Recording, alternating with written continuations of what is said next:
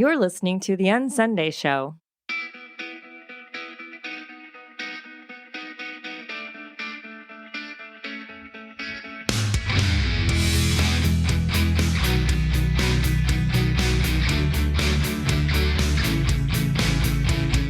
Leaving behind religious obligation to find a more authentic expression of Christ in us. This is the UnSunday Show.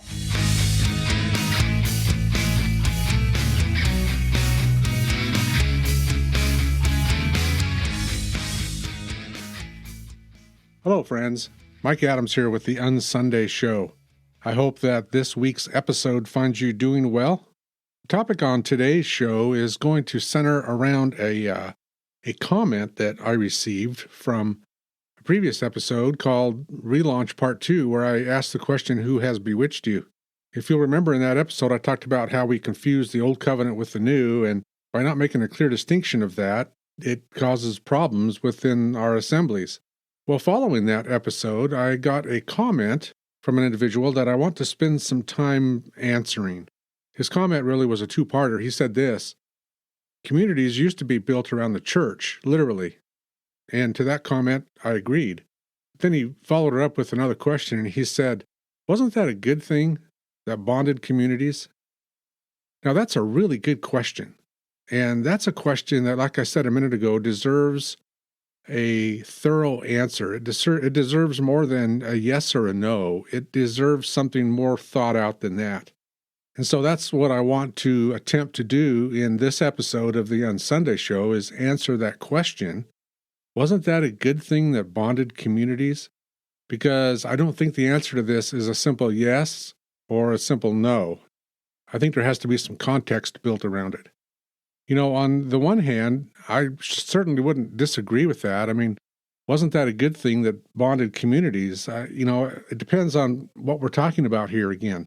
Are we talking about institutional Christianity, institutional religion as a system, or are we talking about individuals in our lives, fellow believers in our lives who we spend time with? If we're talking about the latter, I would never disagree with that. You know, that's a beautiful thing. I love having other believers in my life. I love having non-believers in my life. I have a mixture of both. I just enjoy being around and with people. But when it comes to other believers in my life, I would say, yeah, this bonds us together. We need this. We need each other. I talked last time about Hebrews 10:25 and the accusation that sometimes is thrown in our face about how we're forsaking the assembling of ourselves together. Well, I don't know anybody like that. I'm sure those people are out there somewhere that are trying to get away from it all, but I don't know who they are. They're not in my life. The people that I know who've left institutional Christianity have a very strong bond and a very strong want to be around and with other believers. So yeah, if that's what we're talking about when we say, wasn't that a good thing that bonded communities, I would say absolutely, if that's what we're talking about. But when I talk about institutional religion or institutional Christianity, that's not what I'm talking about. I'm not talking about other believers in my life, other friends in my life who are there to support me, to help me, and I can support and help them. That's not what I'm talking about at all. I'm talking about a religious institution that takes control. And so if we put the answer in that context and we say, wasn't that a good thing that bonded communities? I would say, yeah, it bonded communities, but no, it wasn't a good thing. Because the track record, the history of how this came about isn't good. The history of institutional religion isn't a good history. And so that's what I want to spend the majority of the time on as we talk about this today and we attempt to answer this question today. You'll remember a number of episodes ago that we talked about sacral systems. We talked about what a sacral system is. And when we talked about a sacral system, one of the examples I gave you was ancient Rome. Rome at the time of Jesus, Rome at the time of the Gospels. And when I use the phrase sacral system, especially as it relates to Rome, I'm referring to the fact that Rome had an emperor. You had to conform to Rome. Rome didn't conform to you. And of course, Rome as a society was imposed on everybody that they conquered. Roman laws were imposed on everyone that came under the umbrella of Rome. And there was only room for one emperor. There was only room for one person to be worshipped or one person to set the rules, if you will. And so by a sacral society or a sacral system, I simply mean a society or a group that's held together by rulers who are in charge, and everyone in the society is committed or obligated to follow that ruler. That's a sacral society. That's a sacral system. And of course, in Rome, it was a secular sacral society. Say that 10 times real fast. That's why when I think of Jesus' answer when he was asked, is it lawful to pay taxes to Caesar? And, Jesus asked for a coin, and then he said, whose inscription is on it? And then Jesus' answer was incredible. Give to Caesar the things that are Caesar's, and give to God the things that are God's. That blew the minds of the people listening, because in a sacral society, in a sacral system like that, you didn't go against Caesar. And so Jesus answered that question beautifully in that sacral society. And again, in that sacral society, the people were bound together by a common loyalty. And that common loyalty was to Rome. And there wasn't any room for dissension. If you rebelled against that, if you didn't conform to that, then you'd be punished. But you say, yeah, that's a secular example, but isn't the church different? Well, let's fast forward. Let's fast forward to the time of Constantine in the early 4th century, when Constantine ruled that Christianity became the state religion. When Christianity became the state religion at the time of Constantine, the sacral society moved. The sacral, not physically, the sacral society, the philosophy of the sacral society moved. It moved from being a secular sacral society to now being a Christian sacral society. It went from being illegal to be a believer, being illegal to be a Christian, to now being illegal not to be a Christian. But conformity was still the name of the game. Everyone in a geographical area was considered now to be part of the church, and the church was state-run. The church now had the arm of the state. The church had an army. The church wielded the sword, and the church enforced its ideas onto the Christian sacral society, and I'm using air quotes when I say Christian, onto the Christian sacral society by force. As an example, let's use baptism. Adults were forced to be baptized whether they believed or not.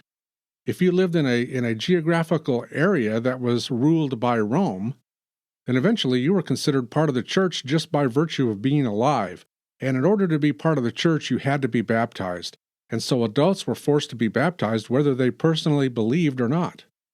Not only that, but their babies had to be baptized. And so infant baptism grew, because everyone in a geographical location under the rule of Rome was now considered to be part of the church. And personal belief just kind of went out the window. And if you dissented, if you said, well, I don't agree with that, I'm not going to do that, then you were punished by any means up to and including death. This is Christian sacralism.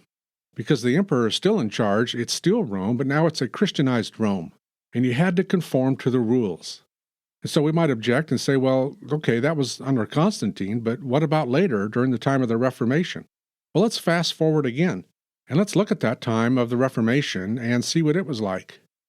And what we come away with after all the dust settles is we can see that the reformers kept that same system in place as far as having a Christian sacral society.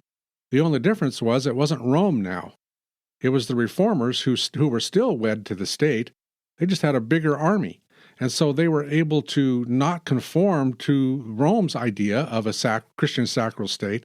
And really, they came away kind of creating their own. They didn't leave that stuff behind. If you lived in a geographic location during the time of the Reformation, you were still considered a part of the church just by virtue of being alive and living there. And you still had to be baptized, and your babies had to be baptized as part of the church at that time. I mean, pick up any church history book, and you can read that. You'll see it right there. It'll jump off the pages at you. And so the reformers didn't really reform very far, in my opinion. Yeah, they may have made some theological points a little bit clearer, but as far as moving away from this system where the official church controls what's in the community to the extent that you must conform, that conformity wasn't optional, they didn't move at all. They just had a different army. And so the church remained wed to the state at the time of the Reformation. And if anyone objected to that, like the Anabaptists, then they were persecuted and killed. They were killed by those in charge in the sacral community, the Christian sacral community called church. There's a really good book by Leonard Verdine called The Reformers and Their Stepchildren, which is a detailed examination of that time. because the Anabaptists, and Anabaptist just means rebaptizers, they saw that we shouldn't be baptizing people who don't believe, and we shouldn't be baptizing babies, but the baptism really was reserved for those who had personally confessed Christ and had personally come to faith in Jesus, not for everyone in a particular geographic location.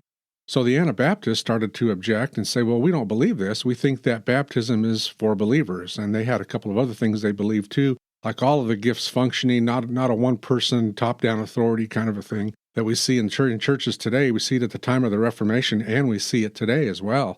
They didn't hold to any of that. And so what happened? They got persecuted. They got the microphone taken away. It was illegal for them to meet. Some of them gave their lives because they objected and disagreed with this Christian sacralism, which had moved from Rome now to the Reformers. But it was still a Christian sacral society that controlled the community. And it wasn't pretty. People died because they thought, well, baptism's for believers, and we shouldn't be baptizing our kids or baptizing our babies and baptizing people who don't profess to believe and don't really have any interest in it. But that's what the church was doing at the time, because everyone in a geographical area was considered part of the church. And so the Reformers didn't move very far away from Rome. They kept the power. They just had a different army again, but they kept the power, and the state enforced the laws that the church had instituted onto people in the community. And anyone who saw through that and said enough about it to make a big stink was persecuted to the point of even dying. I also, in a previous episode or two, I don't remember how many I did now, but I talked about William Tyndale. William Tyndale was another martyr that the church murdered because he saw a difference. He saw things that were going on, and even though his situation was a little bit different, he was translating the Bible into English so that people could actually understand what was going on, getting it out of Jerome's Latin Vulgate and bringing it into English so that those English readers could actually understand what was going on and have the Bible in their own language for themselves and make up their own minds. Well, while Tyndale was doing that, there was a handful of words, like 10 or 11 words that he saw had been mistranslated, and so he went about to correct that. One of them was the word church. He saw that the word church really wasn't even in the New Testament except on 2 occasions. Though the English word that's translated church has its roots in a Greek word that only appears in 2 spots in the New Testament. In 1 Corinthians 11, when Paul is talking about the Lord's Supper, and in Revelation, when John is talking about the Lord's Day. The word church comes from the Greek word kuriakon, which means a Lord's possession, something belonging to a Lord. So we have the Lord's Supper, and we have the Lord's Day. Those are the 2 instances of the word church in the New Testament. Everywhere else that we see the word church in our English Bibles, it's the word ecclesia, which doesn't mean church. The word ecclesia just means a congregation or an assembly or a called out people. And Tyndale saw the importance of preserving not only that word, but several other words within the New Testament and translating them correctly. Well, the organized church, the institutional religion that was in place at the time, which was Christian sacralism, told him to stop, and he didn't do it. So what happened? Well, they tied him to the stake to burn him, but before they lit him on fire because he wouldn't stop talking, they got so enraged at him that they raced up onto the pile before they lit it on fire, and they strangled him. And after they strangled him and he died, they went ahead and burned his body. That's Christian sacralism brought to its logical end. And that's the history of the church. The church is rooted in that history. And that went on for years and years and years. And the whole hierarchical system within our churches was reinforced and reinstated and enforced by the state, by the military, by the army. That's the history, that's the beginning of the history of the church's legacy in being part of the community. So that's why I wanted to slow down a little bit, and I wanted to answer that question a little more thoroughly than just saying no or just saying yes. I wanted to be able to explain myself and explain what I meant when this gentleman asked, isn't that a good thing that bonded communities? Again, it gets back to, okay, what's our definition of community? Is our definition of community an institutional setting, an institutional religion that is telling us we have to be a part of in order to be a valid expression of Christ? Is that our community?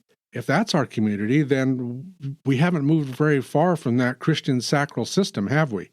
The sacral system's gotten smaller. We call them denominations today, or we might call them by some other name. But once you become a part of that system, you're obligated to do the things that the system requires you to do. In that sense, it's kind of a sacral system. You can't disagree.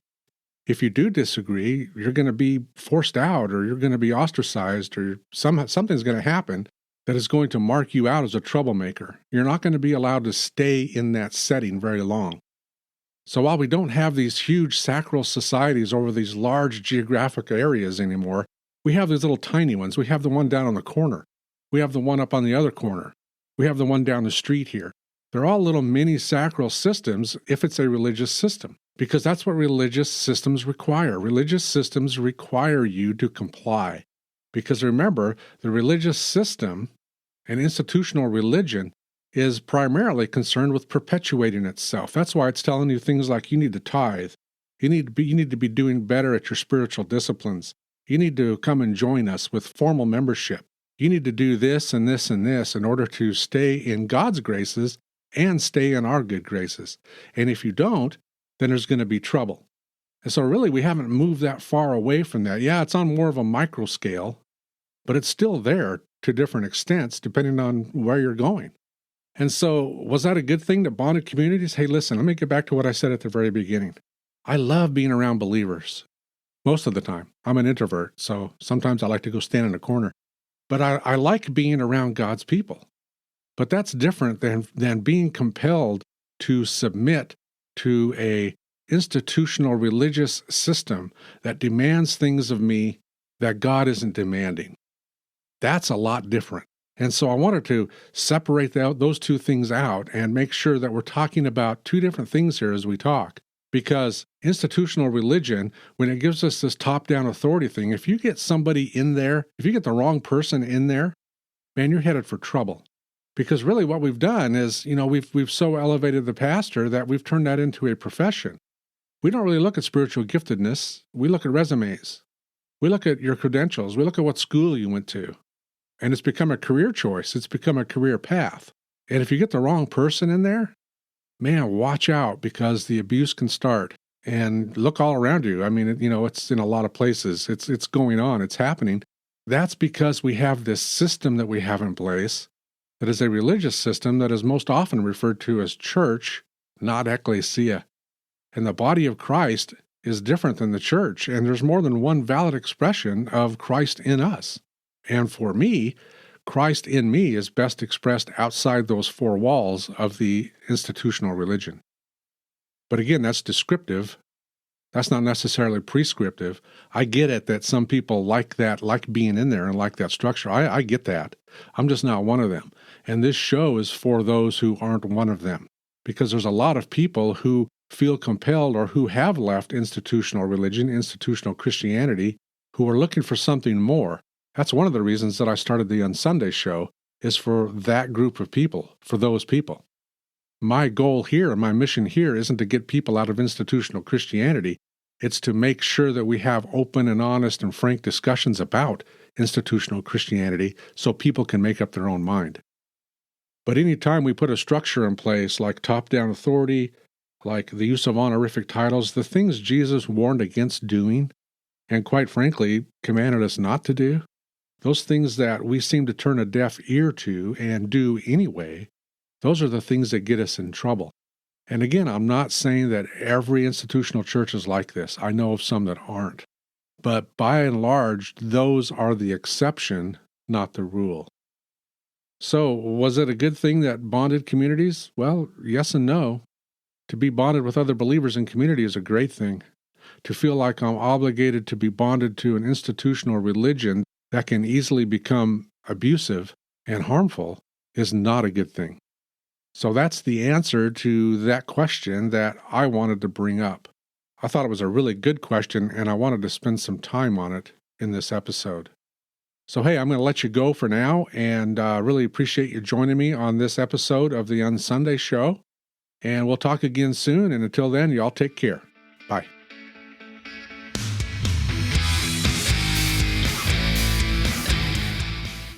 Thank you for joining us on the UnSunday show.